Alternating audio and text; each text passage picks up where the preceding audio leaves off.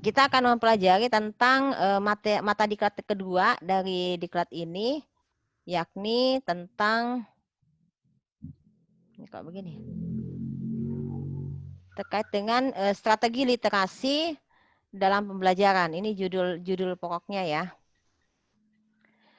Ya, terkait dengan strategi literasi dalam pembelajaran, kita mengenal bahwa sekarang kita memang dipaksa untuk berliterasi digital, berliterasi teknologi. Dengan adanya pandemi, kita yang dulunya tidak pernah mengenal apa itu Zoom Meeting, apa itu Google Classroom, apa itu Moodle, dan selainnya harus dipaksa untuk mengenal itu lebih jauh dan harus melek teknologi gitu ya. Di strategi literasi dalam pembelajaran ini, Bapak Ibu, kita harus mengenal terlebih dahulu tentang tunggu dulu, kenapa ini?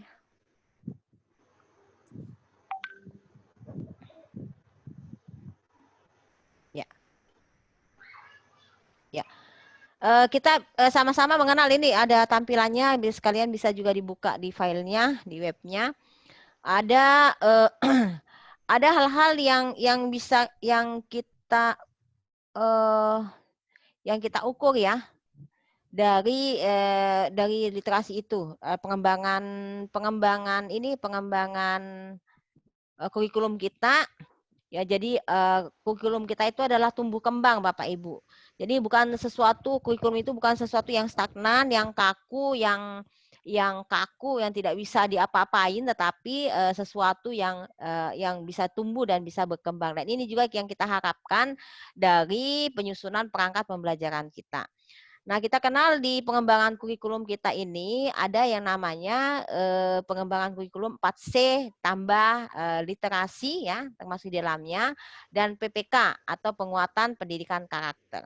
Nah, kita bisa lihat di kesemuanya itu adalah merupakan kecakapan abad 21 ya Bapak Ibu. Di sini kita lihat materinya. Bapak Ibu sudah paham itu terkait dengan 4C itu ya. 4C itu apa di dalamnya?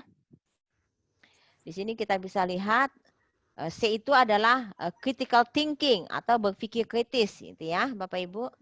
Di sini ada critical thinking, ada kompetensi keterampilan berpikir tingkat tinggi ya, ada kompetensinya dan ada kecakapannya. Ada berpikir tingkat tinggi, ada berpikir kreatif, ada berkomunikasi dan ada kolaborasi. Jadi 4C-nya ini, critical thinking, kreatif ya, berpikir kritis, berpikir kreatif ya, kreatif and inovatif, kemudian komunikatif dan kolaborasi ya, collaboration.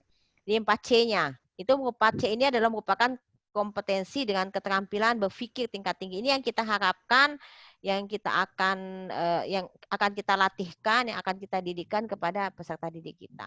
Ditambah dengan kecakapan abad 21, yang terdiri dari di dalamnya ada literasi ya, ada karakter atau penguatan pendidikan karakter. Nah, di sini ada di literasi, saya ke karakter dulu ya. Di karakter ini ada melihat keingintahuan. Jadi kita melatih rasa keingintahuannya ya, inquiry-nya. Ya, sehingga ada di model pembelajaran ada inquiry learning, discovery learning gitu ya. Kemudian ada karakter inisiatif. Jadi anak-anak harus punya inisiatif sendiri, punya inisiatif sendiri di dalam melihat segala sesuatu persoalan, baik dalam kehidupan pembelajaran maupun dalam kehidupan mereka sehari-hari. Kemudian ada namanya kegigihan ya, kegigihan. Jadi harus tough. Ada namanya selain yang kita kenal ada intellectual quotient, ada emotional quotient, ada lagi yang namanya adversity quotient. Itu adalah kecerdasan seseorang di dalam mengantisipasi segala tantangan-tantangan yang ada. Jadi ada ketangguhan, jadi kecerdasan ketangguhan di situ ya. Kecerdasan kegigihan yang namanya adversity quotient. Kemudian ada adaptasi. Ada adaptasi. Adaptasi yang dimaksud di sini adalah bagaimana seseorang bisa itu adaptif. Seperti Bapak Ibu sekalian, Bapak Ibu harus adaptif. di dalam mengamati, menikmati segala perubahan-perubahan yang ada. Jadi seseorang bisa sukses itu bukan karena dia pintar, bukan karena dia kaya, karena dia punya kekuatan, dia kuat, tetapi karena seseorang itu memiliki daya adaptif yang tinggi, Bapak Ibu. Coba lihat Bapak Ibu, kita bisa lihat ya. Seberapa banyak sih teman-teman kita yang dulunya ranking-ranking, yang dulunya berprestasi, toh pada kehidupan yang sekarang mereka tidak menjadi apa-apa. Ya, sementara kita yang biasa-biasa saja, kita masih bertahan, bisa menjadi guru seperti itu ya, bisa menikmati kehidupan pembelajaran bersama dengan siswa-siswa kita ya. Jadi itu, jadi orang bisa sukses itu karena dia memiliki daya adaptasi yang tinggi. Ya, adaptasi adalah bagaimana dia mampu menempatkan dirinya dengan segala perubahan-perubahan yang ada. Itu seperti itu. Kemudian karakter kepemimpinan, leadership, ini juga dibutuhkan di dalam diri kita maupun di dalam diri siswa ataupun anak-anak kita. Leadership itu di setiap diri kita adalah pemimpin. Bukankah kita adalah pemimpin untuk diri kita sendiri sebelum kita memimpin orang lain? Dan ada yang namanya keterampilan sosial budaya. Jadi bagaimana karakter ini, sosial budaya ini mampu ini ya, mampu admit all dulu. Oke. Saya admit all dulu ya teman-teman ini yang baru masuk. Ya.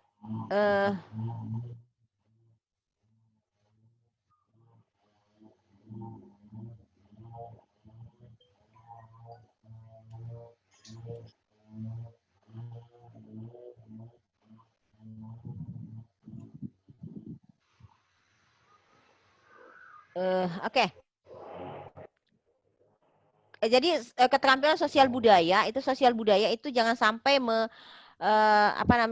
sosial budaya kita yang kaya itu akan menggerus karakter-karakter kita. Saya pernah alhamdulillah tahun kemarin dikasih kesempatan bisa melakukan perjalanan ke beberapa negara. Alhamdulillah Bapak Ibu, saya betapa menyadari diri bahwa negara kita itu kaya akan budaya, kaya akan kekayaan sosial yang luar biasa yang tidak ada di negara orang. Contoh kecil saja, kalau kita ke bandara, kemanapun kita ke bandara di wilayah negara Republik Indonesia ini, pasti kita akan disuguhi di bandaranya itu dengan lukisan-lukisan, dengan budaya-budaya setempat ya. Kalau saya ke Kendari ya pasti ada nuansa-nuansa Tolaki di sana, ada nuansa-nuansa bau-bau di sana, Muna di sana ya. Saya ke Sulbar, di situ ada nuansa Mandar ya. Di Sulawesi Selatan juga penuh dengan budaya, kemudian di daerah-daerah lain seperti itu juga. Tetapi pada saat kita ke negara tetangga, itu kita lihat loh, di bandara sebagai etalase pertama ya, koridor pertama di suatu negara, itu kita lihat dindingnya itu tidak ada kosong melompong. Sementara kalau kita ke daerah-daerah yang kita kunjungi di dalam negeri, itu kita disuguhi oleh etnik-etnik, lukisan etnik yang berbagai macam ragam, tapi di sana kok nggak ada gitu ya, seperti itu. Itu di keterampilan sosial budaya. Jadi kita harus dalam proses pembelajaran juga kita harus menanamkan budaya-budaya itu kepada anak-anak kita supaya mereka bangga dengan budayanya sendiri.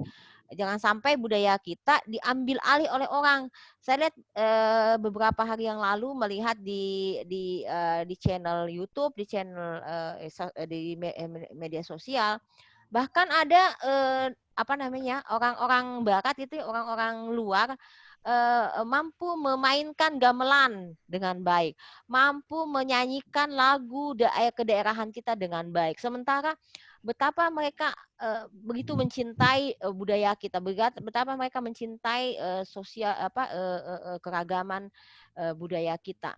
Sementara kita sendiri yang memiliki budaya itu kok tidak merasa bangga ya.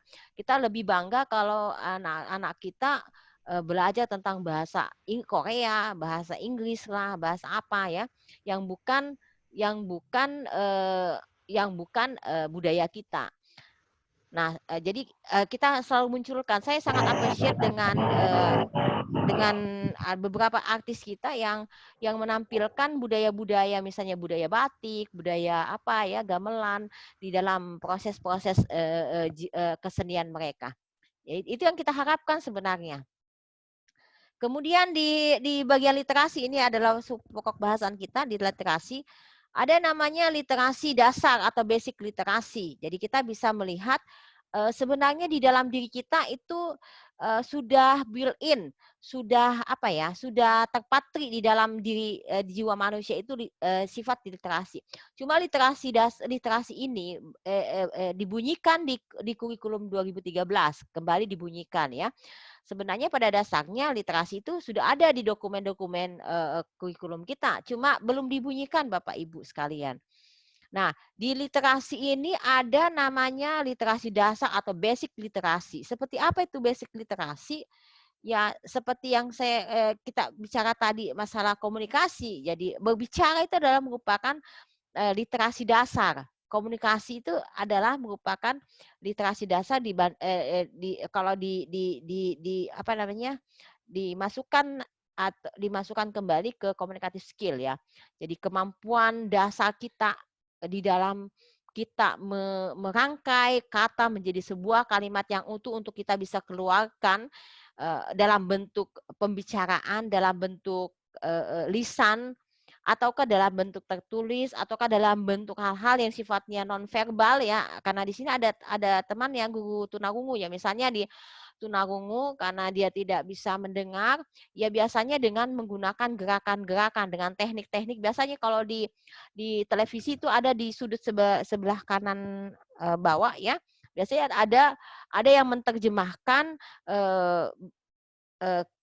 kalimat-kalimat lisan menjadi sebuah gerakan yang sifatnya nonverbal yang bisa dipahami oleh orang-orang yang memiliki keterbatasan dalam hal pendengaran, misalnya tunarungu.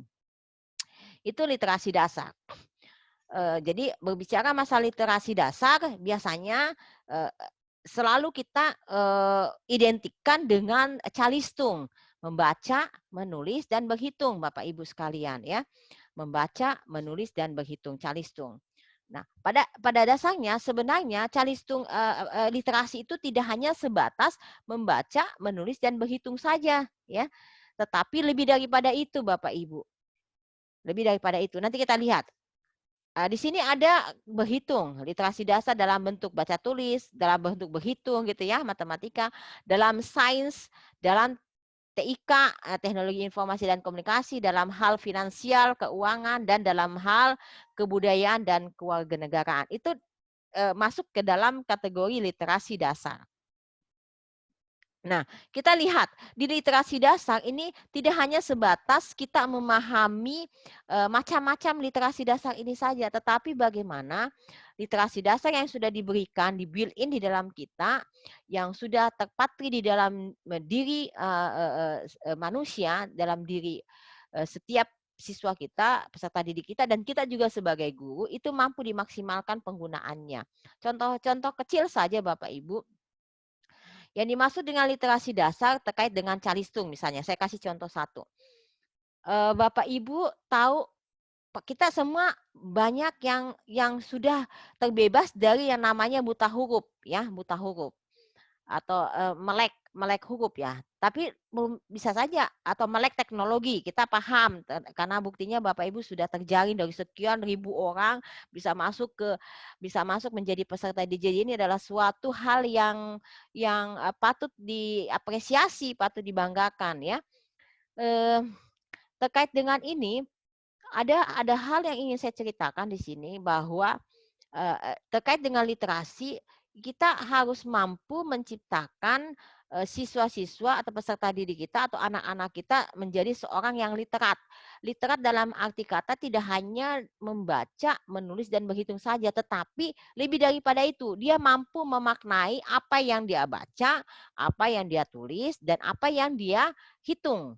Ya, contoh, di sebuah ya saya dulu rumah saya di Samata. Dari Samata ke kantor di Alauddin, saya pernah suatu ketika kaget melihat di pinggir jalan itu pada saat saya menyusuri dengan kendaraan, di Jalan Hertasning itu ada seonggok, tempat sampah, bukan sih tempat sampah ya, sebenarnya bukan tempat sampah. Itu hanya tanah gitu, kemudian ada papan di situ yang membuang, sampah di sini anjing, tapi toh nyatanya di situ tetap ada sampah gitu. Eee, apa namanya, itu saya pikir, loh kok ada kalimat yang seperti itu yang konotasinya kok, aduh, kok masa yang membuang sampah itu dikatakan sebagai anjing gitu. Atau misalnya kita lihat juga di madrasah kah, atau di sekolahan kah, atau di perkantoran kah, misalnya dilarang dilarang parkir di tempat ini misalnya ya, atau dilarang buang sampah di tempat ini. Pastikan, eee saya selalu melihat kepastian bahwa di tempat itu pasti ada, mobil yang parkir. Di tempat itu pasti ada sampah yang terbuang di situ. Jadi saya pikir sebenarnya ada apa yang salah seperti itu. Bahkan saya pernah di Minasa Upa melihat, dan saya posting di Facebook waktu itu, saya pernah melihat, ada kata-kata yang membuang sampah di tempat ini akan, masuk neraka gitu. Saya bilang, "Wow," eee, saya bilang, "Wow, memangnya yang masuk neraka ditentukan oleh orang yang membuang dan tidak membuang sampah," gitu. Sebegitu pesimiskah masyarakat kita, sehingga harus mengeluarkan kata-kata yang berkonotasi negatif. Dan ini yang tidak kita harapkan dari pembelajaran kita. Sama seperti misalnya kita sebagai guru, eee, ada anak yang, pintar, ada anak yang bodoh gitu ya. Padahal tidak tidak ada anak yang dilahirkan bodoh, tidak ada anak yang terlahirkan malas gitu ya. Yang ada adalah anak yang terlahirkan dengan keunikannya masing-masing. Nah, di sini kita bisa lihat Bapak Ibu, dari apa yang kita lihat, ilustrasi yang saya ceritakan tadi bahwa sebenarnya, kita semua bisa membaca, kita semua bisa menulis, kita semua bisa berhitung, tapi apa sih pemaknaan di balik itu? Apakah orang yang membuang sampah di tempat itu, ataukah orang yang parkir kendaraan di tempat itu adalah orang yang tidak tahu membaca, yang tidak bisa merangkai huruf demi huruf menjadi sebuah kata, kemudian menjadi sebuah kalimat yang utuh, yang harus dipatuhi gitu. Sama seperti pada saat kita membuat komitmen. Kita tahu sudah bikin komitmen sekian ini. Tetapi toh kita langgar komitmen itu juga. Kita membuat aturan-aturan main di sekolah, ya. Kita membuat aturan main. Ada tata tertib di sekolahan, tata tertib untuk siswa, tata tertib untuk guru, untuk ini. Tetapi toh pada akhirnya itu dilanggar juga. Artinya pelanggaran itu diakibatkan karena dasar literasinya yang tidak kuat. Artinya orang tersebut belum dalam tingkatan yang literat ya. Sama seperti misalnya, Bapak Ibu nanti akan menyusun RPP nih, RPP yang dimaksud. Terlalu banyak, contoh RPP yang dikemukakan, ada format ini, ada format B, ada format C, sampai format Z. Ya, kemudian karena bingung, karena tidak memahami, esensi, RPP itu untuk apa, ya ujung-ujungnya pada akhirnya kita semua hanya copy paste dari yang ada di internet, tanpa yang penting, sudah deh, yang penting sudah ada yang bisa diajukan di pengawas untuk disupervisi akademik misalnya, atau disupervisi administrasinya misalnya. Hal-hal seperti itu kan sesuatu hal yang apa ya, sesuatu hal yang, eee, harus diperbaiki, ya harus diperbaiki. Dalam pemahaman begini Bapak Ibu, saya juga agak agak apa ya, saya lihat di beberapa forum di sosial media kah itu, ada bahkan, perangkat-perangkat pembelajaran itu diperjualbelikan ya, menjadi sebuah komoditi, komoditi keuangan yang, saya tidak tahu apa apa alasan dia bisa menjual itu tanpa ya, eee, saya pikir kalau seperti ini, kita punya, daya literasi yang terhadap sesuatu yang tidak jelas, so pasti pada ujungnya, pada akhirnya kita tidak tahu apa sih, tujuan kita menyusun RPP, apa sih kita, eee, apa namanya, menyusun RPP hanya untuk sebatas kebutuhan administrasi saja, bukan kebutuhan bahwa RPP itu saya mau pakai gitu, saya mau pakai. Kan ibarat kata RPP itu ibarat sama dengan anu ya Pak, Ibu, sama dengan baju yang mau kita pakai ini RPP. Jadi baju yang kita pakai ini adalah RPP. Jadi baju RPP itu didapatkan dari sebuah proses. Tidak langsung ujuk-ujuk dapat baju gitu. Tapi melalui suatu proses nanti ada proses pemetaan ya, ada pemetaan KIKD dari hasil analisis SKL KIKD kita masuk ke pemetaan. Sudah masuk ke pemetaan, barulah kita bisa menyusun RPP. Jadi kalau kalau kami Widya Suara melatih para pengawas, biasanya kami selalu mewanti-wanti gitu ya, mewanti-wanti kepada pengawas, Pak, Ibu, pengawas tolong pada saat Bapak Ibu mensupervisi akademik guru-guru kita, tolong sebelum memeriksa RPP-nya, lihat dulu dong pemetaannya, lihat dulu dong analisisnya ya. Jangan sampai lain pemetaan dan analisisnya beda lagi dengan RPP-nya. Karena RPP itu ibaratnya bajunya, Bu. Bajunya Bapak Ibu. Pemetaannya itu polanya. Kalau polanya salah, so pasti bajunya nggak jadi. Tapi kok selama ini polanya, pemetaannya atau analisisnya lain, RPP-nya juga lain dan sudah jadi gitu. Ini ada sesuatu yang tidak sinkron di sini Bapak Ibu. Seperti itu ya Bapak Ibu, teman-teman. Oke, kalau ada hal-hal yang mau ditanyakan silakan dituliskan di kolom chat ya supaya saya bisa baca. Kemudian ini literasi ya. Tidak sekedar baca tulis, menghitung, tapi dia ada kata menyimak, ada kata memahami, dan ada kata melakukan. Nah, di dalam literasi ini kita ada banyak hal-hal yang dikembangkan di kurikulum kita. Nanti kita belajar tentang di konsep dasar ya. Ada namanya saling temas, ada terkait saling temas dan STEM ya, pengembangan kurikulum kita ada sains, lingkungan, teknologi, dan masyarakat. Ini pengembangan kurikulum kita. Dan STEM itu ada sains, teknologi, apalagi engineering and mathematics gitu ya, STEM. Jadi generasi yang literat ini harus mengakomodasi seluruh sumber daya yang ada. Sama seperti saya sebelumnya tadi bicara sama Pak Muhlis ya. Meskipun kita berada di madrasah atau sekolahan yang jauh dari jangkauan kota dengan segala fasilitas yang terbatas, gunakan Bapak Ibu media lingkungan. Lingkungan itu sangat merupakan sumber belajar, media belajar yang paling terdekat dengan kita. Ya, jangan putus asa bahwa wow, saya di daerah nggak ada laptop, nggak ada LCD, gimana cara saya mengajar dengan yang lebih baik kalau saya nggak punya LCD, saya nggak punya laptop ya. Sementara ada media yang dekat dengan kita yang kadang kita lupakan. Ya contohnya papan tulis, contohnya barang-barang bekas ya, contohnya lingkungan gitu ya, yang sebenarnya bisa kita eksplorasi lebih jauh. Itulah cara kita berliterasi, jadi berliterasi lingkungan, berliterasi sains, berliterasi dengan alat media-media yang terbatas. Dan terus terang saya spesifikasi saya kalau untuk media ya meskipun di media IT saya kurang maksudnya tidak juga terlalu fasih, tidak juga tidak bego-bego amat gitu ya Bapak Ibu.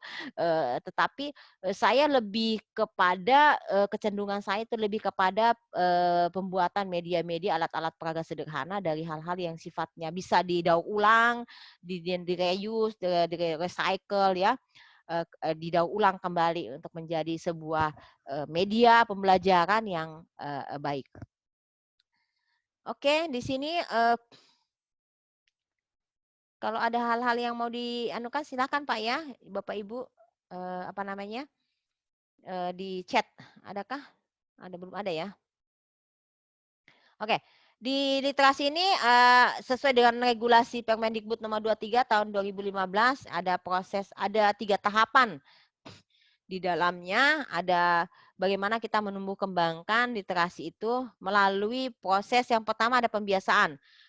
Penumbuhan minat baca dengan kegiatan 15 menit membaca. 15 menit membaca itu bisa Bapak Ibu program di dalam kegiatan 1 minggu dalam satu hari dalam 1 minggu gitu ya. Atau misalnya dalam proses ini juga sebenarnya tidak mesti harus membaca 15 menit. Karena dalam proses pembelajaran kan juga ada proses membaca gitu ya. Dalam proses membaca. Jadi membaca itu di permen ini. Pembiasaan-pembiasaan itu harus selalu ditumbuh kembangkan kepada anak sehingga anak-anak kita mencintai bukunya, mencintai Qurannya, mencintai kitabnya gitu ya, seperti itu. Kemudian yang kedua, tahapan kedua itu adalah tahapan pengembangan. Bagaimana ini dari kemampuan literasi, membacanya, menulisnya, berhitungnya, anak-anak kita mampu menanggapi buku pengayaannya. Ya, nanti kita akan praktekkan ini proses tahapan pengembangan ini. Dan di tahapan ketiga, Bapak Ibu sekalian, itu ada peningkatan kemampuan dimasuk ke dalam pembelajaran. Jadi sebenarnya ini adalah sebuah tingkatan-tingkatan yang seharusnya ada dalam pembelajaran kita. Oke. Ada yang bertanya kah di Tidak ada ya? Oke, berbicara masalah strategi, di sini kita bisa lihat strategi ada 3 bagian pokok. Yang pertama membangun budaya literasi ya, terkait dengan yang umum dulu, ada mengondisikan lingkungan fisik kayak literasi. Jadi setiap sudut ada sudut-sudut baca, ada pojok-pojok baca ya. Kemarin saya apresiasi sekali dengan teman-teman alumni Latsar yang pola baru, dia melakukan proyek-proyek perubahan di sekolahannya terkait dengan literasi ya. Ada LISA, ada literasi sains gitu ya. Ada apa macam-macam, ada posi bola ya, pojok literasi gitu ya. Pojok literasi, posi gitu. Banyak macam yang bisa dikondisikan. Kemudian menyediakan buku fiksi dan non fiksi.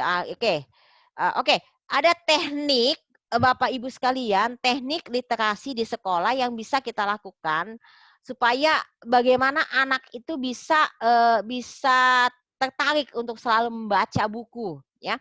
Contohnya bisa ambilkan mami buku nak, kakak, buku. Itu sana, itu yang kuning aja, itu yang kuning, yang kuning. Jadi ada buku untuk ya tabe kasih. Ini ada buku misalnya Bapak Ibu ya. Ini ada buku kalau misalnya di perpustakaan kita kan biasanya apa namanya ini berdiri begini ya. Bisa dilihat nggak?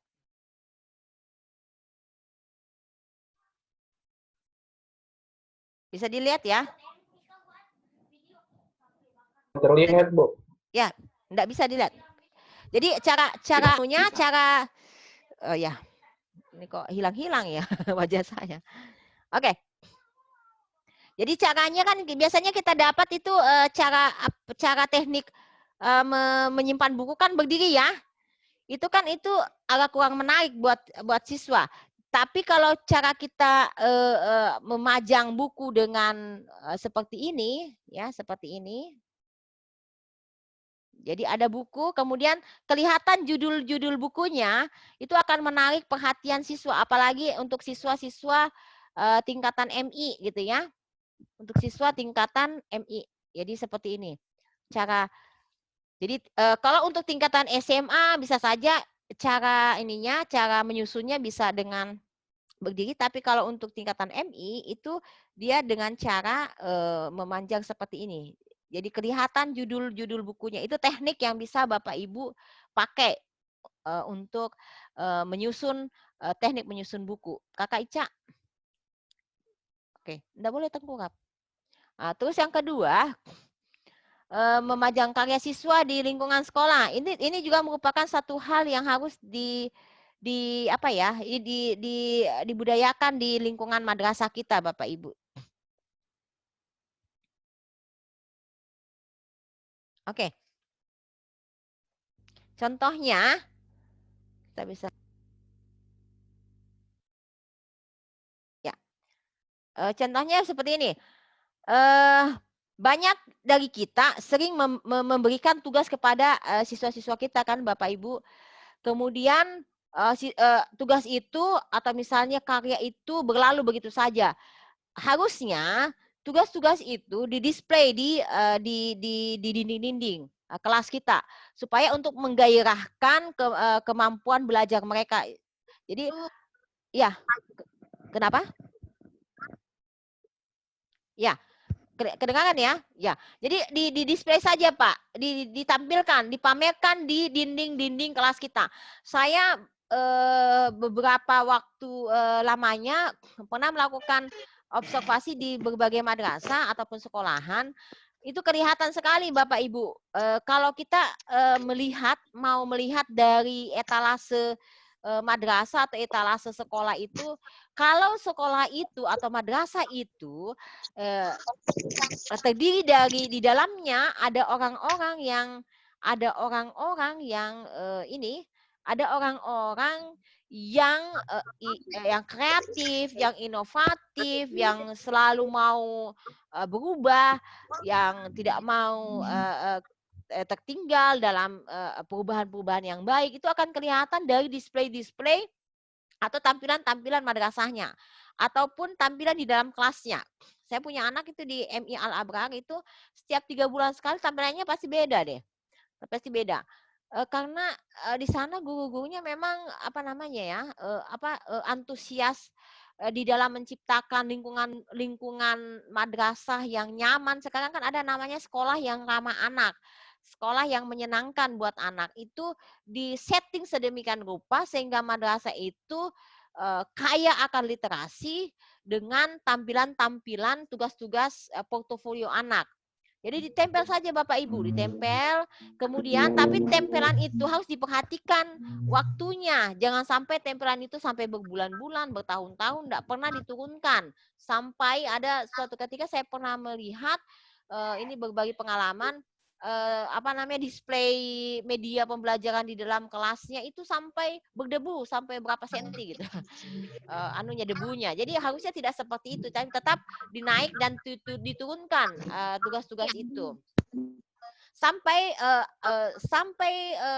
saya pernah mendapatkan di sekolah anak saya itu di langit-langit kelas pun menjadi space buat gurunya untuk menempelkan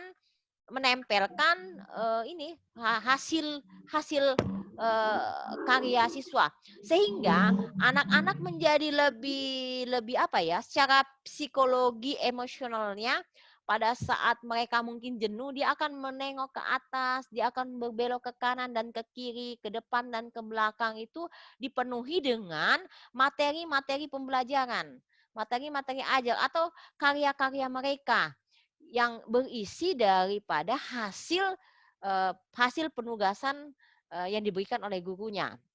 Seperti itu Bapak Ibu. Jadi begitu cara kita, teknik kita mengkondisikan lingkungan secara fisik maupun psikis yang kaya akan literasi kepada anak-anak kita.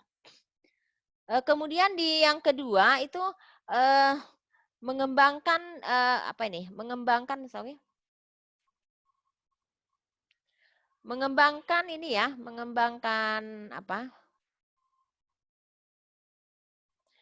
lingkungan yang akademik dengan literat seperti tadi ya. Jadi ada program pembiasaan, strategi literasi. Ini dibaca saja ya. Yang saya ingin berbagi dengan pengalaman-pengalaman tadi.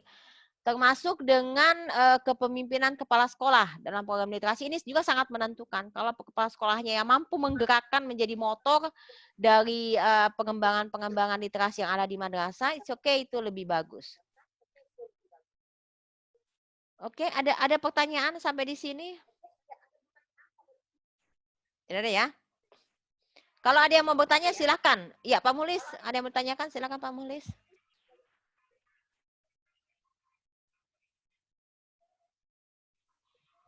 Ya, silakan Pak Mulis. Yang mau bertanya silakan klik reaction-nya ya. atau langsung di kolom chat. Silakan Pak Mulis. Halo? Unmute sendiri Pak, unmute. Halo?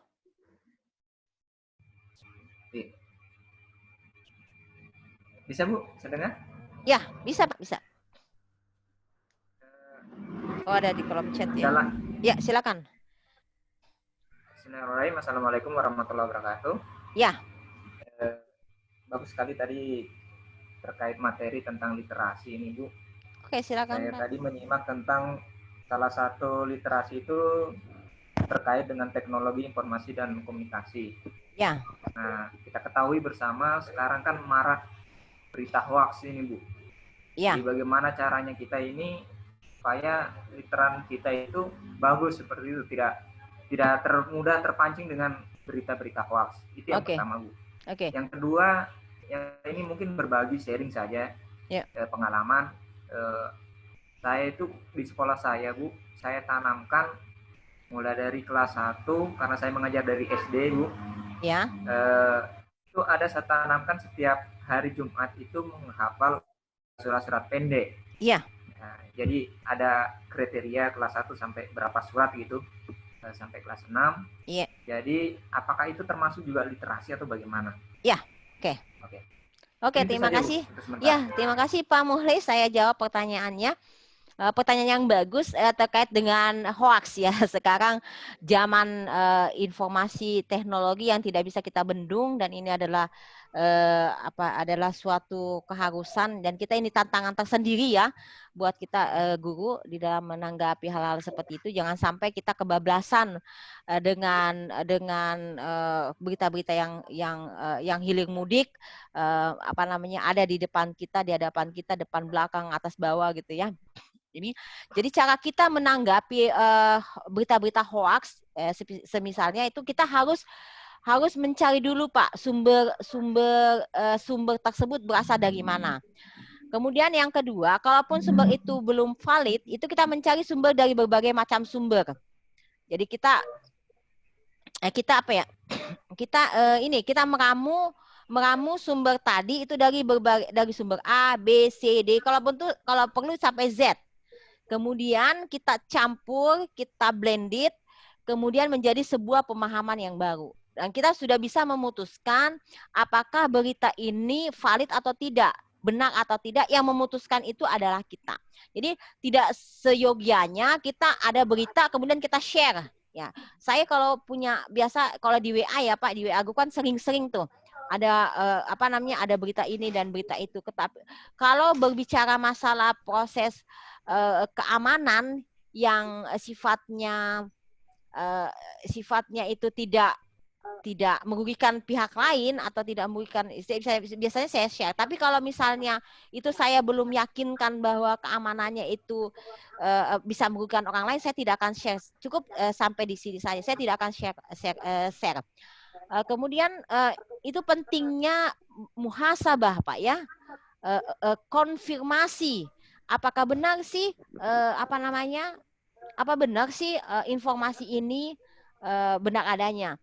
Kalaupun kita merasa informasi ini benar dan kemudian kita lempar ke wilayah publik, kemudian kita ada argumentasi yang bisa kita tawarkan. Kalaupun tidak itu kita akan kewalahan Pak.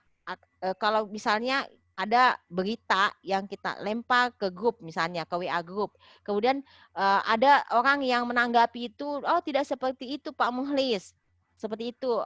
Jadi itu kita membuka ruang diskusi sebenarnya, ruang diskusi. Tetapi perlu diperhatikan juga alasan-alasan daripada kenapa kita share berita tersebut ya, karena dari proses ini dan itu ya, dari proses pencarian saya bahwa saya yakini bahwa berita ini benar karena saya melihat dari beberapa artikel ternyata ini benar loh, makanya saya share. Tapi kalau tidak benar ya cukup di diri saya. Tapi bisa juga Bapak Muhlis lakukan dengan melakukan eksperimentasi. Kalau saya sering melakukan eksperimentasi Pak untuk sesuatu yang saya yakini 50-50 kebenarannya, saya lempar, kemudian kita bareng-bareng diskusi. Kalaupun hal itu salah ya ya wajib hukumnya saya minta maaf dan oke, kita tarik kembali berita tersebut. Ini juga menjadi pembelajaran buat teman-teman yang lain yang ada di grup misalnya. Seperti itu. Jadi ada ruang-ruang akademik yang kita bangun dari berita-berita yang kita share. Tetapi ingat, berita itu tidak mengandung hoax yang kental.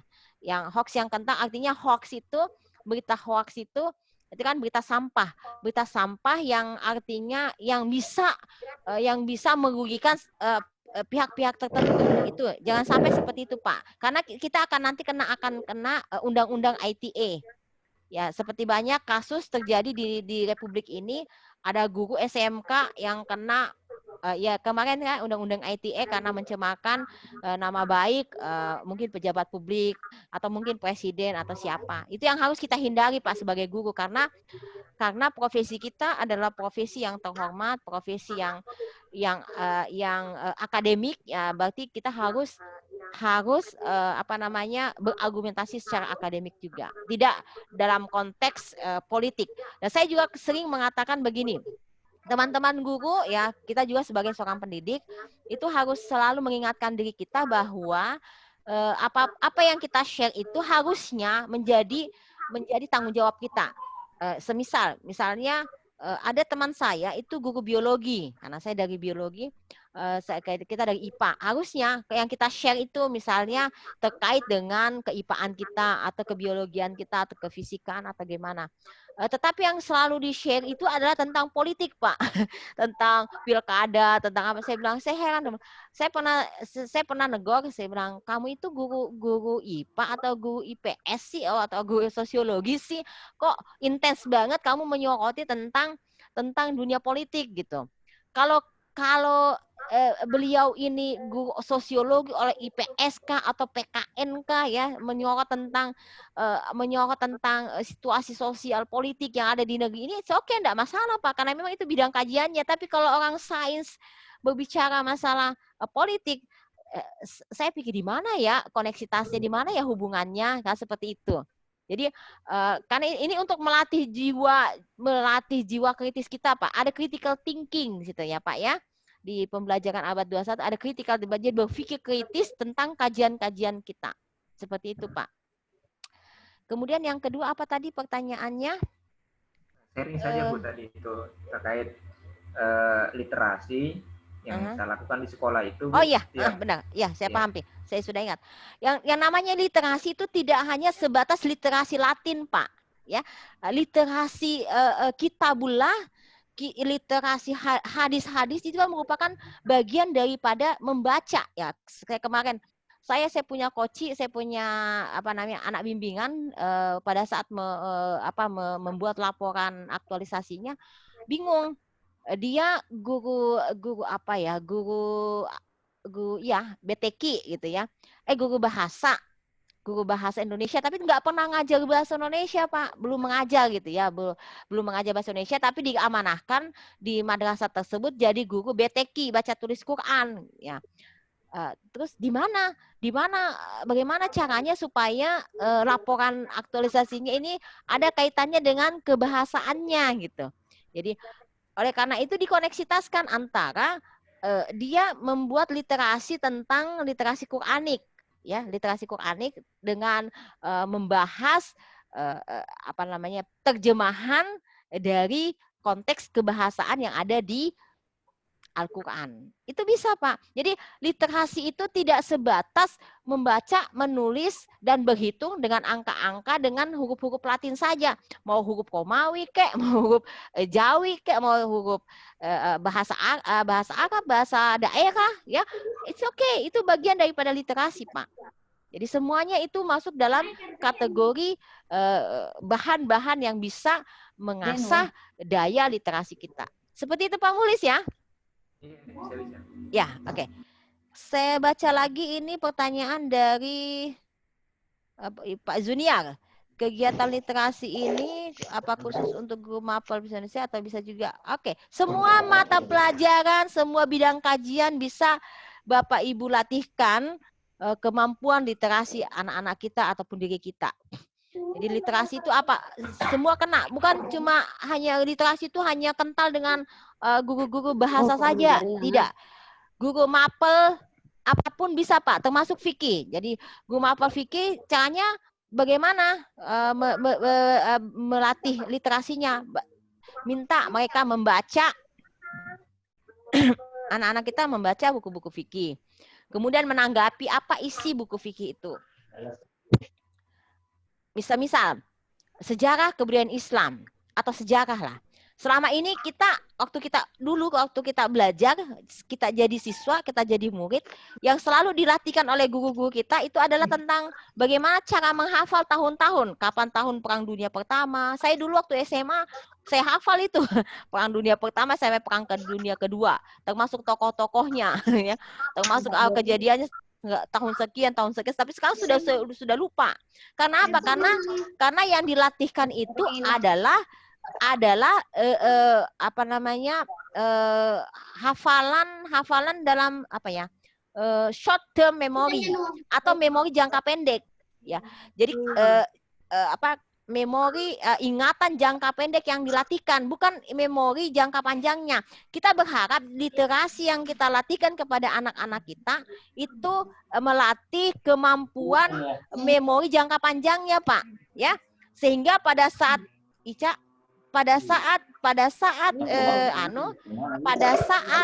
dia di kehidupan dewasanya itu dia akan ingat terus kesan-kesan pembelajaran yang Bapak Ibu berikan.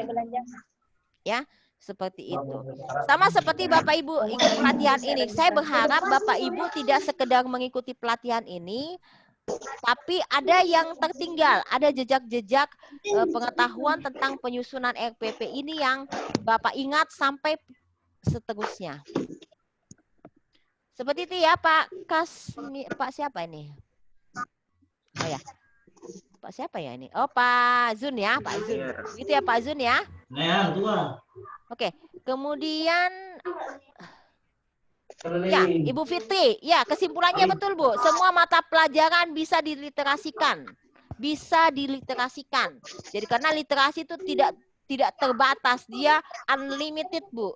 Tidak terbatas pada apapun. Mau literasi kan banyak macamnya Bu. Ada literasi dasar, ada literasi digital ya, termasuk digital itu semua mata pelajaran, semua apa bisa diambil sumber belajarnya di internet misalnya. Itu merupakan literasi digital kalau masuk ke dalam pembelajaran Bu. Ya, seperti itu. Jadi tidak terbatas pada mata pelajaran tertentu saja yang namanya literasi Bu ya. Kemudian hal apa saja Pak Kasmin, hal apa saja yang dapat dilakukan Bapak dalam literasi pembenahan di ruang literasi pembenahan? Apa maksudnya nih Pak Kasmin? Di ruang kelas. PAI. Ya. Yang bisa dilakukan ya seperti tadi Pak, Bapak Ibu yang seperti Pak Muhlis. Misalnya di sebelum dan sesudah pembelajaran anak-anak membaca surah-surah atau ayat-ayat Al-Quran atau di kitab-kitab mana misalnya ada yang beragama Kristen seperti itu juga, sehingga setiap anak dia hafal dengan kitabnya, dia hafal dengan ayat Al-Qurannya, dia hafal dengan hadisnya, dan itu apa yang dia hafalkan itu akan bermanfaat buat dia, bisa dipakai di sholatnya, bisa dipakai ya di hafalan-hafalannya ya, sehingga dia mampu menjadi hafiz dan hafizah misalnya. Seperti itu. Nah, kemudian apa maksudnya nih Pak pembenahan ruang kelas, maksudnya apa nih? Pak Kasmin bisa diperjelas tabe Pak Kasmin? Ada Pak Kasmin, silakan Pak Kasmin.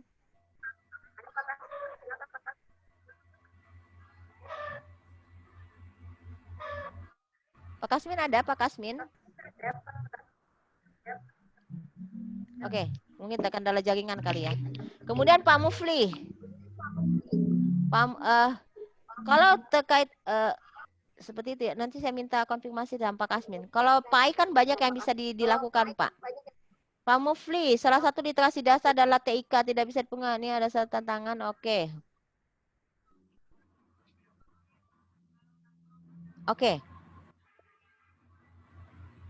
Di daerah terpencil tidak jauh tertinggal dengan perkotaan. Oke. Saya malah agak terkagum-kagum Pak pada saat saya ke Buton Selatan itu ya. Daerahnya terpencil sekali di ujungnya Pulau Buton sana. Saya pernah ke sana. Tetapi aksesibilitas apa namanya jaringan itu luar biasa, jauh lebih bagus daripada di kota, Pak. Di kotanya Batauga gitu ya. Batauga kalau yang dari Buton Selatan mungkin teman-teman di sini itu di sana di ujung Pulau Buton apa namanya desa apa yang saya pernah datangi sana itu jauh lebih bagus apa namanya jaringan. Jadi berbicara masalah TIK itu kalau berbicara masalah literasi digital ya tergantung pada memang kita selalu bergantung pada teknologi Pak. Sama seperti misalnya pembelajaran e-learning ini Pak, pembelajaran daring ini. Ya mau tidak mau kita apa namanya kita ini bergantung sepenuhnya pada kondisi jaringan. Kapan kita tidak terkoneksi dengan jaringan, wow, luar biasa ya. Luar biasa. Sama seperti kemarin di RPP 1 kita terkendala karena masih ada perbaikan maintenance dengan provider ya so pasti kita tidak bisa sepenuhnya maksimal melaksanakan pembelajaran Zoom meetingnya waktu itu. Seperti itu Pak Ismail. Jadi kalau berbicara TIK dengan saya pernah juga di Ampana sana di Sulawesi Tengah belajar tentang TIK dengan anak-anak yang belum pernah kenal yang namanya komputer. Gurunya menceritakan kepada saya pakai Bu Isti, saya pakai DOS. Dia pakai DOS, dia bikin sedemikian rupa sebagai media pembelajarannya. DOS itu dipakai dia bikin istilahnya ya bentukan atau maket itu ya bentukan serupa dengan komputer. Jadi dia membelajarkan seperti ini loh nak bentuk komputer PC ya ini namanya PC-nya CPU-nya kemudian ada keyboardnya dia bikin dalam bentuk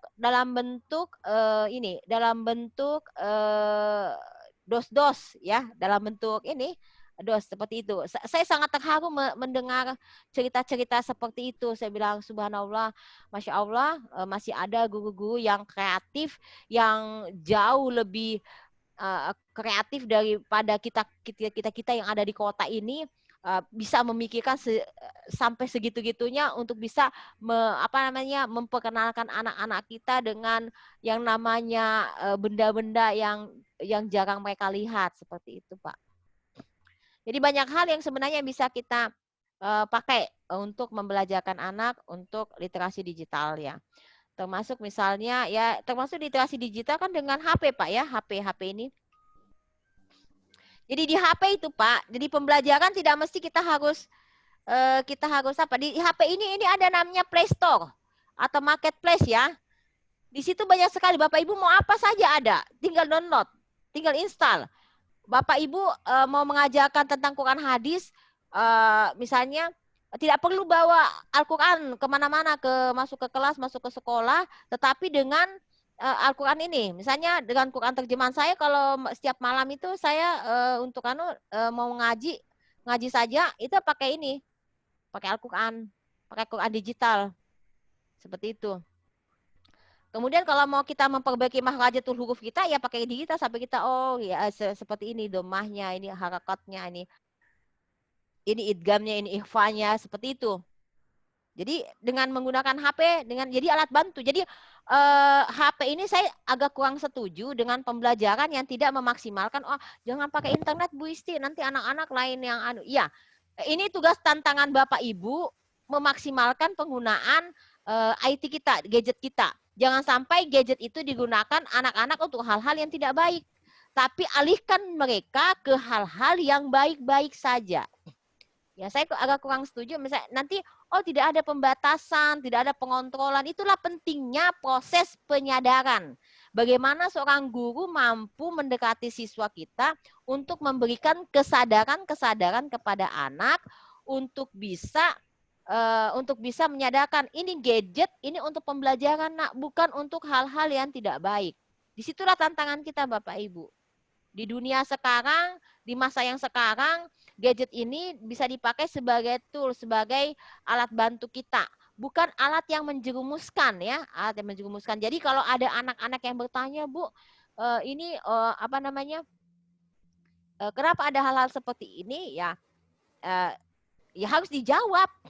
Karena anak ya, karena namanya anak, Bapak Ibu, dia memiliki apa ya, dia memiliki rasa ingin tahu yang tinggi.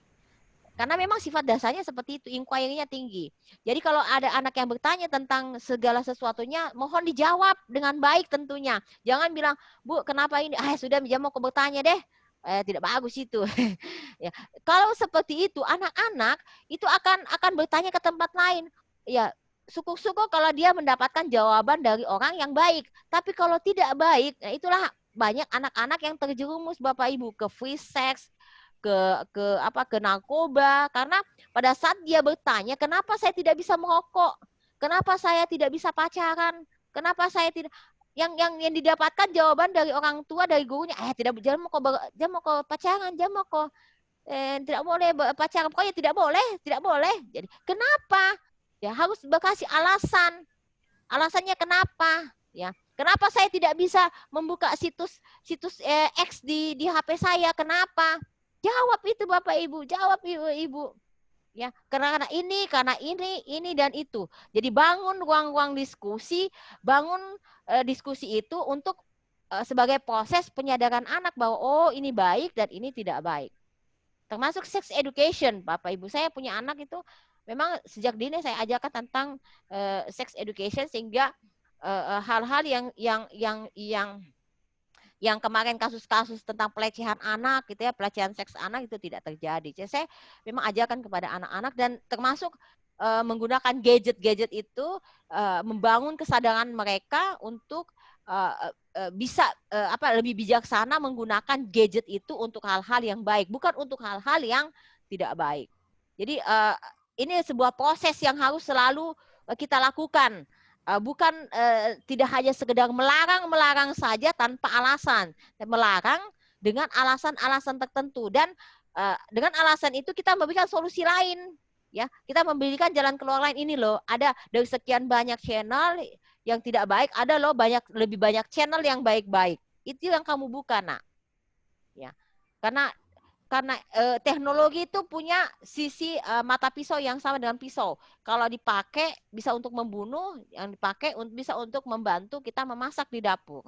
Seperti pula itu teknologi. Jadi, nah, teknologi ini sekarang di masa sekarang dipakai untuk pembelajaran. Silakan monggo. Jadi tidak perlu kita tidak perlu kita a priori dengan penggunaan gadget untuk pembelajaran, ya. Seperti itu Bapak Ibu. Kemudian Tapi Bu, ada teman mau masuk room. Oh, tapi oh iya.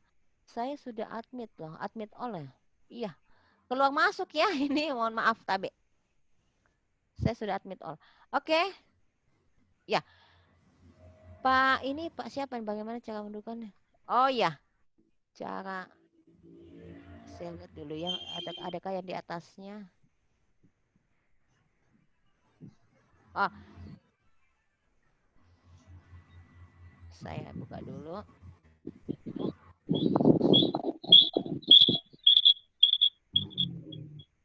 Bagaimana? Oh, sudah tadi ya, Pak Ismail sekarang bagaimana realisasi tengah. Oh ya, di minimnya bahan bacaan Pak Ismail ya. Pak Ismail. Kalau misalnya kita minim dengan bahan bacaan, maka kita harusnya mampu menciptakan bahan bacaan itu, Pak. Ya. Jadi bagaimana kalau bahan bacaannya itu kurang, bagaimana kita melatih diri dan melatih siswa kita, anak kita untuk bisa menciptakan bahan-bahan bacaan yang baru. Itu solusinya, Pak, jalan keluarnya. Kalau kita merasa kurang, ya bikin, misalnya Bapak bikin sendiri dari sumber-sumber internet, bikin clipping atau bikin bahan bacaan, kemudian anak-anak minta bikin penugasan, kemudian itu menjadi sebuah karya literasi yang baik. Jadi kita tidak pesimis dengan kondisi yang ada. Wah, karena kurang bacaanku, tidak bisa Kak bikin literasi untuk anak-anak. Tidak seperti itu ya Bapak. Jadi ini sebuah tantangan. Itu jawaban saya Pak, kita menciptakan bahan-bahan bacaan yang baru atau kita mampu menghasilkan bahan-bahan bacaan yang baru Pak. Kemudian cara menumbuhkan minat baca. Kemampuan literasinya apa cara? Oke, menumbuhkan minat baca memang begini Pak. Untuk anak-anak yang sejak sekarang memang harus dibiasakan untuk selalu membaca. Tapi membaca itu tidak selalu melulu merupakan bagian daripada literasi. Anak-anak sekarang ya namanya itu apa ya? Kalau kita biasanya memaksakan diri, membaca, belajar. Ya, jadi apa jatuhnya kepada keterpaksaan. Ya, kenapa di usia-usia sekarang kita ini di usia-usia 20, 30-an, 20 ya 30-an, 40-an lah ya, Pak. Kita memiliki daya apa namanya? Daya baca yang semakin hari semakin kurang, Pak. Saya dulu waktu kita masih muda ya, waktu kita masih muda buku apapun bisa kita lahap, bisa kita habiskan. Sekarang ini satu buku saja susah ya minta ampun dikasih habis. Itu karena apa ya? Karena apa namanya pembiasaan itu tidak terbangun dari dalam tapi dari luar, dari dipaksa, dari keterpaksaan. Kamu harus sama seperti misalnya buah Pak ya, buah yang dipaksa untuk masak ya dikarbit itu akan cepat matang dan akhirnya busuk. Jadi kemampuan membaca kita itu karena dipaksa, bukan karena kesadaran. Jadi saya dengan anak-anak saya itu kalau mereka belajar ya dengan kesadaran, mereka membaca ya dengan kesadaran. Yang penting buku-buku sudah kita fasilitasi, silakan mereka membaca dengan penuh kesadaran. Saya tidak mau mengulang kesalahan saya di masa yang lalu. Saya memaksa orang lain untuk membaca, nanti di usia-usia tertentu mereka akan jenuh dengan membaca. Jadi membaca itu adalah harus dengan proses kesadaran, bukan karena keterpaksaan. Jadi kalau ada anak tidak mau membaca tapi dia mampu mendengar, Pak, silakan monggo. Makanya di ruang-ruang kelas itu saya baru dapat ilmunya ini, Pak. Ada namanya ruang time out. Ya. Jadi di ruang time out itu, jadi kalau anak-anak jenuh dengan proses membaca, di ruang misalnya di pojok-pojok literasi kita, tidak hanya buku saja yang disediakan, tapi sediakan juga ini Pak, apa namanya audio apa namanya Walkman ya, apa yang untuk suara apa ini yang audio. Jadi anak-anak yang tipikalnya auditori bisa juga belajar berliterasi dengan literasi audio. Jadi tidak bisa dipaksakan bahwa literasi itu harus sesuatu yang dibaca saja, harus sesuatu yang dilihat saja, tapi juga bisa didengar dan bisa dinikmati audiovisualnya. Karena tipologi anak kan berbeda-beda. Ada visual, ada auditori, ada kinestetik. Ya, seperti itu. Jadi itu yang harus diakomodasi di dalam literasi. Jadi literasi itu tidak hanya mengakomodasi tipikal anak yang visual saja, tapi auditori dan kinestetik juga diakomodasi Bapak Ibu, ya. Nanti juga di dalam penyusunan RPP juga seperti itu, harus mengakomodasi ketiga tipologi anak-anak. Nah, tipe anak-anak kita, termasuk yang kita pahami, yang kita pelajari juga ada tipe anak yang sifatnya sanguin, melankolis, ya. Ada anak yang tipenya pragmatis gitu ya, itu harus dipahami juga seorang guru secara psikologis, bagaimana sih menghadapi anak-anak yang tipe melankolis ya, yang tipe sanguin, yang tipe koleris, yang tipe pragmatis ya, dengan langkah-langkah pembelajarannya nanti, dengan cara kita mengajarkan melakukan pembelajaran di dalam kelas. Seperti itu, Pak. Jadi ya, jadi tidak hanya sebatas membaca saja itu literasi, tapi juga mendengarkan, bisa menyimak juga bisa. Jadi kalau ada anak-anak yang jenuh dengan membaca, mau mendengarkan, Bu, saya mau mendengarkan audio, ya silakan. Itu juga merupakan bagian daripada literasi gitu. Kemudian jadi cara kita tadi Pak siapa ya yang saya jawab ya? Mengoptimalkan gerakan literasi ya, bukan ya? Literasi ya, secara kemampuan literasi ya Pak. Ya, seperti itu ya Pak, minat bacanya. Jadi minat baca dengan memfasilitasi gitu Pak ya, fasilitasi itu tadi dengan pojok-pojok baca, dengan pusat-pusat atau pojok-pojok literasi gitu Pak ya. Kemudian dilengkapi dengan audionya, mungkin juga dengan videonya Pak. Dipakai di sudut-sudut time out itu ada apa namanya, ada televisi, ada apa yang bisa dia maknai, dia lihat. Itu juga merupakan bagian daripada literasi Pak, jangan salah. Jadi literasi itu tidak hanya sekedar buku-buku bacaan saja, dengan tontonan yang baik tentunya, misalnya dengan ruang guru atau apa gitu ya, atau dengan TV edukasi, itu juga merupakan bagian daripada literasi Pak. Kemudian cara menumbuhkan literasi siswa yang malas membaca. Oke. Berbicara malas membaca, apakah ada cara lain? Oke, berbicara masalah malas, ini sebenarnya ada konotasi yang tidak perlu di apa namanya, nomenklatur yang harus dihilangkan dari diri kita. Jadi sebenarnya bukan malas Bapak Ibu, tetapi kurang saja, kurang latihan gitu ya, kurang berlatih membaca. Karena tidak ada anak yang terlahir malas, ya. Tidak ada anak yang terlahir malas, dia hanya kurang membaca. Jadi caranya beri dia tambahan bacaan. Kalau ada yang malas, kita hukuman itu harusnya tidak menyakitkan, ya. Punishment atau hukuman yang kita berikan kepada anak itu dalam kategori yang membelajarkan. Jangan hukuman itu kasihan. Saya punya anak dulu, ada pengalaman apa namanya, hukumannya apa ya, dengan menyapu dengan tangan. Wow, saya terus terang saya bilang, tidak seperti itu jiwa-jiwa pendidik kita. Membersihkan itu kan menyakiti tangannya anak-anak. Tangan anak-anak kita kan masih lemah, dipakai untuk menyapu. Itu apa namanya, itu menyimpang perilaku menyimpang yang seringkali dilakukan tanpa disadari oleh guru-guru kita. Itu menyimpang dari HAM, hak asasi manusia. Jadi hati-hati, jangan sampai, maksudnya saya tidak kepada apa ya, kasus-kasus yang terjadi terhadap pelanggar guru. Kenapa ada guru yang dipidana, ada guru yang itu sebenarnya bukan sepenuhnya salah salah orang tua atau salah si anak. Keduanya punya kontribusi kesalahan kalau saya melihatnya. Cuma saya tidak mau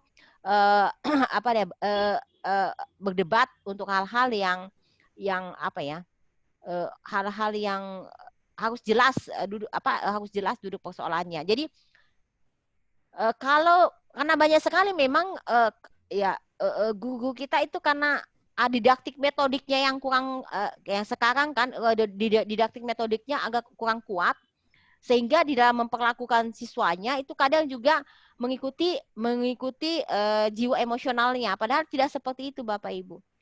Saya belajar tentang parenting 2011 dan sekarang Bapak Ibu harus mulai banyak belajar tentang parenting, bagaimana mempola asuh dan mempola didikan anak-anak kita sehingga perilaku menyimpang, yang suka melawan gurunya, yang suka menyepelekan gurunya, itu tidak terjadi lagi.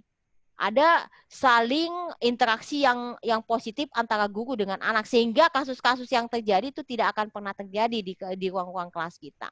Jadi ada kontribusi kesalahan tidak hanya dari satu pihak saja, tapi kedua belah pihak punya kontribusi kesalahan yang serupa tapi tak sama mungkin ya. Jadi kita harus banyak belajar Bapak, karena yang kita jual sebagai guru itu adalah jasa, bukan barang. Inilah bedanya kita dengan profesi-profesi lain. Jadi kalau ada keberatan dari siswa, ada orang tua siswa atau wali siswa, ya bisa saja itu suatu hal yang wajar, tetapi tidak salah pula kalau orang tua wali murid itu menanggapinya dengan membalas dengan kekasaran. Jadi itu hal-hal yang perlu kajian yang lebih dalam, diskusi yang lebih panjang. Seperti itu ya Bapak Ibu terkait itu. Saya bisa apa lagi ini? Ya, terkait dengan minat tadi ya, membaca. Kemampuan literasi dapat secara optimal. Menumbuhkan minat baca itu tadi ya. Dengan kesadaran Bapak Ibu, menumbuhkan literasi siswa yang malas membaca, oke. Yang malas membaca, tambah Pak bacaannya. Pembenahan ruangan dimaksudkan adalah pajangan apa saja yang dapat dibuat guru mapel di setiap. Oh ya, banyak macam Pak. Kalau guru mapel ya bisa misalnya terkait dengan materi Bapak, materi PAI Bapak kasih tugas misalnya penugasan dengan portofolio misalnya nama-nama malaikat gitu ya, rukun Islam, rukun iman gitu ya. Tapi dengan tampilan-tampilan yang baik tentunya, tampilan-tampilan ada artistiknya sehingga bisa ditampilkan di ruang-ruang dinding-dinding kelas Bapak. Ya Pak, ya Pak Kasman, Pak Kisman sama Pak Kasmin. Cara mengalihkan minat baca yang hanya senang membaca buku fiksi dibandingkan buku pelajaran. Oke. Baca buku fiksi ya, buku cerita gitu ya. Kenapa anak-anak suka baca buku fiksi daripada baca buku ilmiah atau buku non fiksi? Ya karena buku fiksi itu buku yang bergambar Bapak Ibu. Penuh dengan gambar, tidak hitam putih gitu ya. Tidak hitam putih, tidak membosankan. Itulah sebabnya sekarang buku guru, buku siswa di format sedemikian rupa, ada gambar yang berwarna, kemudian ada teks, ada tulisan. Sehingga menstimulasi, merangsang anak-anak kita untuk mau membacanya, ya. Tidak seperti halnya buku-buku kuliahan, ya, buku-buku kuliahan seperti itu. Dan memang sekarang format buku-buku yang menarik itu ya itu ada warna, ada bentuk, ada gambar, ya. Itu untuk mengakomodasi jiwa-jiwa anak yang sifatnya visual. Seperti itu. Jadi bagaimana caranya Bapak Ibu memformat buku-buku bacaan itu, buku-buku pelajaran itu menjadi seperti halnya, seperti layaknya buku-buku cerita yang diminati oleh anak-anak kita. Ya, jadi kalau Bapak Ibu mau membuat buku, ya sebagai pengembangan profesinya itu dengan hal-hal yang berwarna, hal-hal yang menarik, seperti layaknya buku cerita atau buku fiksinya. Oke, Bapak Ibu, ada lagi?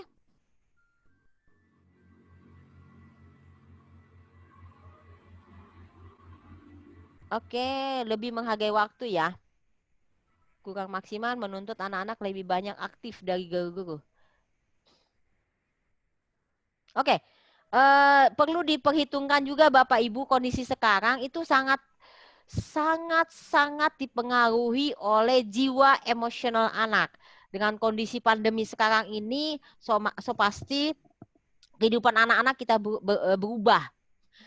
Jadi kalau misalnya di dalam proses pembelajaran itu sebaiknya itu disarankan pada saat proses pembelajaran Bapak Ibu sebaiknya meminimalisir penugasan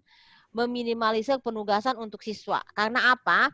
Karena itu akan membebani secara psikologis anak yang dalam situasi kekinian mereka sangat tertekan dengan kondisi yang ada. Bisa jadi karena orang tuanya ya kondisi perekonomian keluarga juga akan goyah, kemudian sehingga asupan-asupan yang dia makan itu juga menjadi berkurang, menjadi tidak seperti dulu.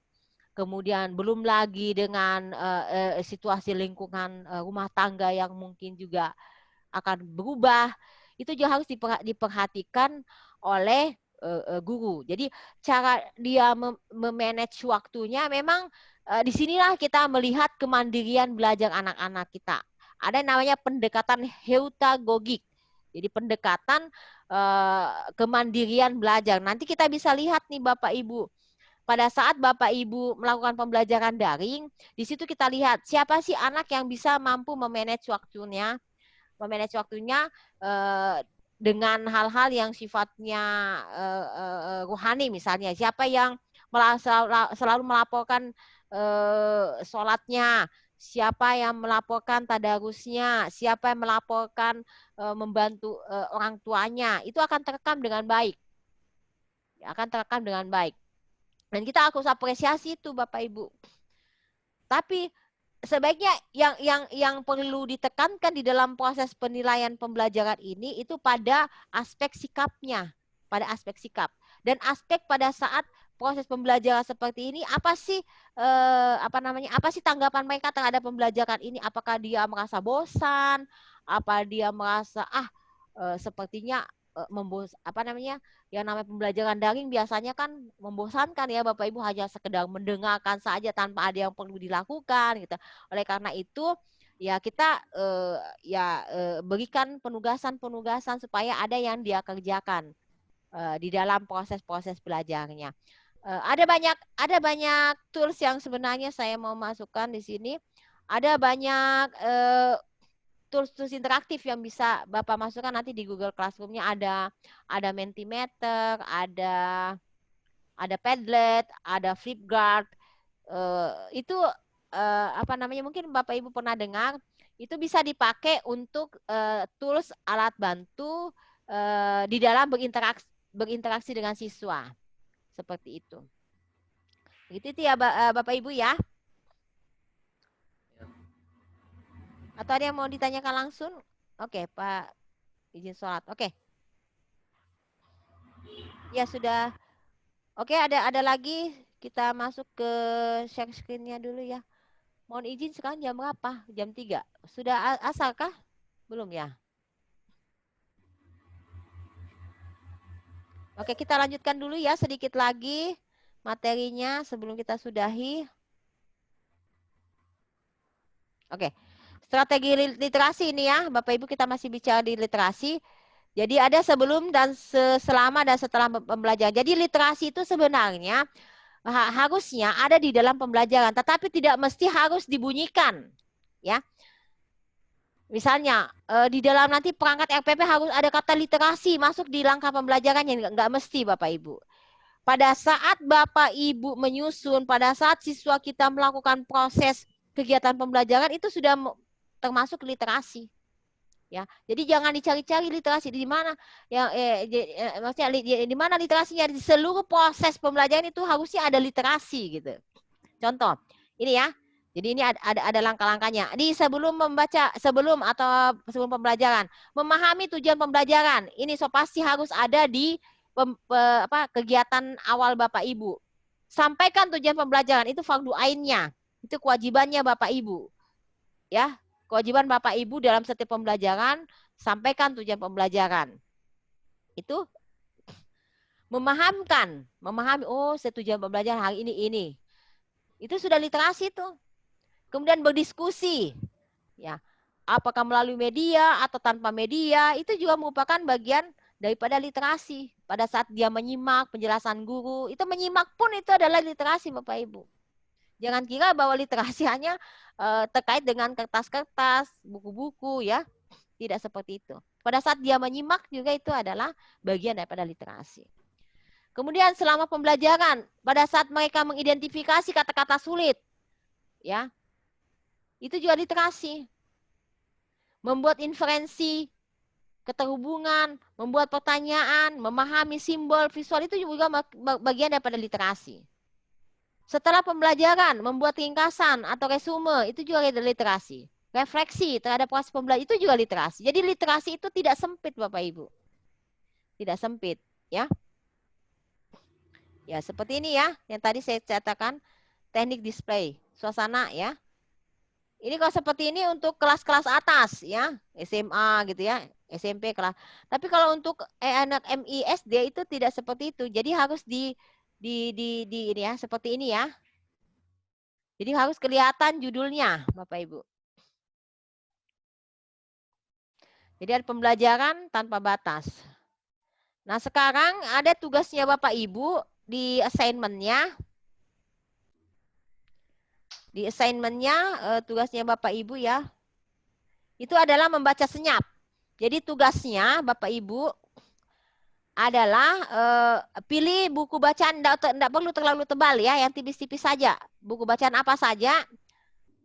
Kemudian pada saat Bapak Ibu membaca, tolong ditempelkan plester di bagian mulutnya ini ya, di bagian mulutnya, baik secara melintang atau vertikal. Ya, kemudian baca buku tersebut sampai habis, tapi ingat catat durasi waktu. Waktunya dicatat kapan di waktu berapa saya mulai dan di waktu kapan saya berakhir gitu ya. Kemudian diresume isi bukunya dengan menggunakan kata-kata sendiri ya. Jangan sampai itu yang di copy paste. Jadi saya mau melihat apakah kita memiliki kemampuan literasi yang baik di dalam menanggapi sebuah buku. Seperti itu.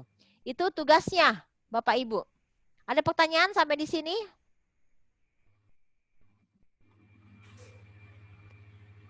Ada Bu. Iya silakan. Yang saya mau tanyakan di situ Bu, terkait masalah resume yang sudah dibaca tadi. Apakah menggunakan kata-kata Anda sendiri secara lisan atau tertulis Bu? Ya secara tertulis Pak. Karena ini tugasnya tugas tertulis ya. Ini tugasnya tugas tertulis. Ya. Ada pertanyaan lagi? Jadi jadi lengkap. Jadi kita berlatih buku itu dilihat apa judulnya, penerbitnya apa, tanggal berapa, tahun berapa ya, siapa penerbitnya itu lengkap. Kemudian isi daripada buku itu apa? Dengan menggunakan kata-kata, jangan sampai menggunakan kata-kata yang isi buku itu yang di copy paste masuk ke tugasnya ya, itu yang kita tidak harapkan. Apapun itu satu paragraf, 2 paragraf, yang penting isi buku tersebut sudah sudah ini ya, sudah mewakili gitu ya Bapak Ibu ya penugasannya. Oke. Saya ingin menyampaikan di sini untuk sebagai penutup di strategi literasi ini kenapa hadir? Ya, kenapa hadir? Karena literasi ini adalah sebagai alat bantu Bapak Ibu nanti pada saat Bapak Ibu menyusun RPP. Ya, untuk memahami, jadi literasi ini sebagai toolsnya, alat bantu Bapak Ibu menyusun RPP. Jadi sehingga sampai akhir kegiatan ini, RPP ini terjadi, RPP yang kita hasilkan itu bukan RPP yang berasal dari hasil copy paste. Jadi kalau masih ada alumni-alumni diklat kami yang masih copy paste dengan perangkat pembelajarannya, berarti daya literasinya belum terasah, daya literasinya belum terlatih. Ya, kita mau melatih daya literasi kita di dalam memahami nanti materi-materinya. Bapak Ibu sudah pahamkah tentang apa itu KI, apa itu KD, sampai kepada teknik penilaian, pemetaan, sampai kepada penilaian nanti bersama Pak Hamzah. Ya, jadi yang perlu diasah, dilatih adalah daya literasi kita di dalam memahami. Cara memahami bagaimana? Dengan cara bertanya. Ya, bertanya itu juga merupakan bagian daripada literasi. Ya. Menyimak itu juga bagian daripada literasi. Membaca bahan-bahan bacaan yang sudah ada di web, silakan dibaca baik-baik. Kalau ada hal-hal yang kurang jelas, hal-hal yang kurang dipahami, silakan ditanyakan sama media suaranya ya. Seperti itu. Oke?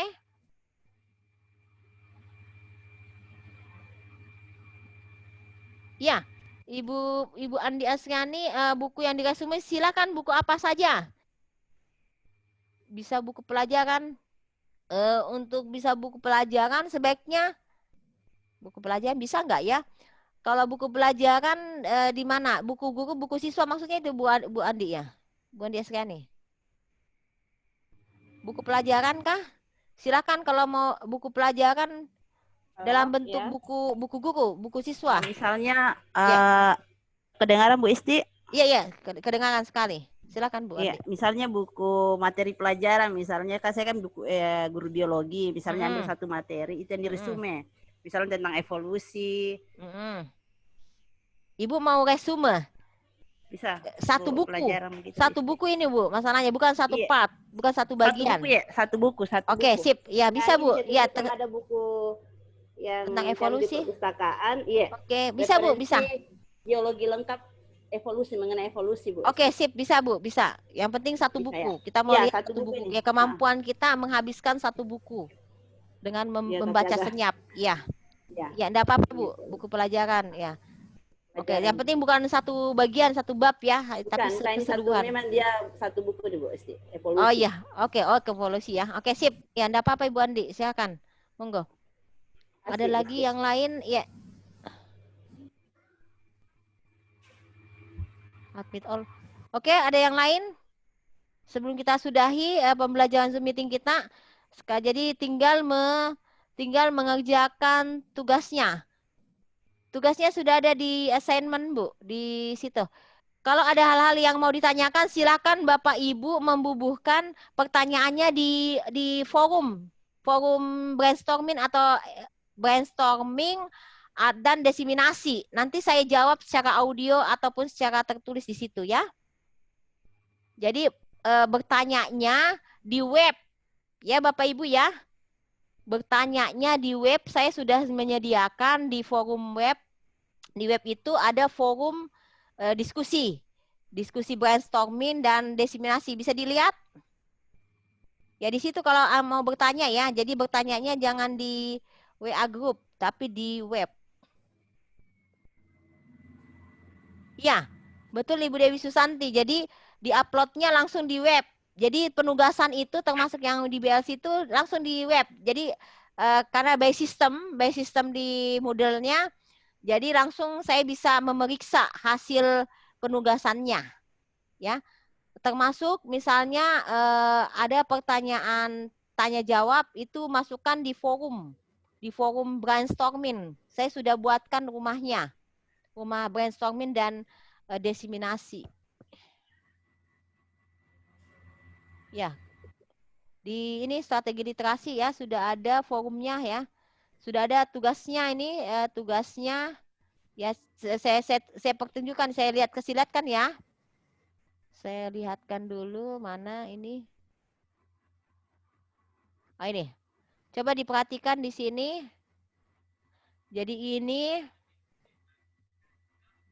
ada masing-masing mata diklatnya ya. Ini kemudian, ini bahan bacaannya silakan dibaca. Kemudian ada juga tidak ada. Yang lainnya ada saya lengkapi dengan vlog ya. Vlog pembelajaran silakan disimak baik-baik di channel YouTube saya. Jangan lupa di like dan subscribe. Lagi sekarang lagi tren-tren gitu ya. Kalau di brainstorming dan diseminasi ini ya. Jadi diklik saja, kemudian nanti bisa Ibu Bapak membuka forum tanya jawab situ dengan video suaranya. Di sini. Oke. Ya bisa ya Bapak Ibu ya. Ada lagi pertanyaan Bapak Ibu?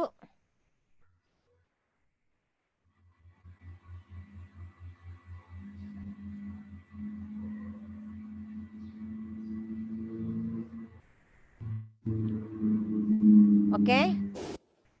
Kalau ada nanti di post ke forum.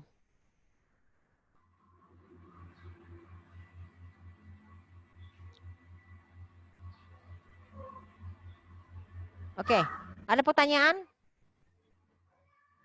Sebelum saya mengakhiri. Oh ya, Pak Suhaidi ya, jadi tugasnya Pak, ada di assignment di web ya Pak ya, Pak Suhaidi tadi izin sholat, oke. Ya, langsung di-upload di webnya. Batas pengumpulannya sudah ada Pak, sudah disetting. Jadi semakin cepat semakin baik, jadi sebaiknya jangan menunggu waktu terakhir, karena bisa jadi nanti biasanya kalau pas di termin terakhir pada semuanya masuk, nanti biasanya itu akan terjadi trouble. Jadi kita menghindari trouble selama kita sudah bisa mengerjakan tugasnya, kita kerjakan. Begitu ya Bapak Ibu ya. Oke, kita tutup dulu karena kita mau sholat asar. Bagi yang belum sholat ini semuanya, ada beberapa yang sudah sholat.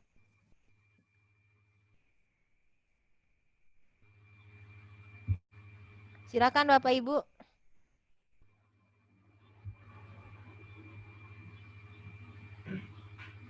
Ya, tugas membaca senyapnya itu maksudnya. Kalau tugas membaca senyap dikumpul, kalau ada yang mau ditanya jawab di ini Bu, dibaca, dituliskan. Pak Zun ya, oh Pak Zun ini bukan Ibu.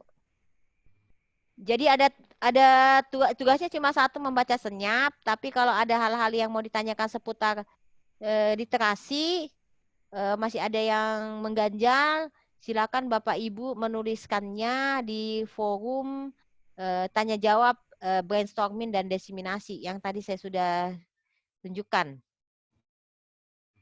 Seperti itu ya Bapak Ibu.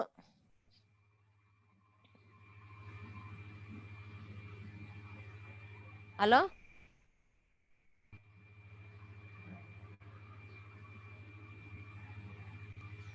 Oke, sudah tidak ada lagi ya.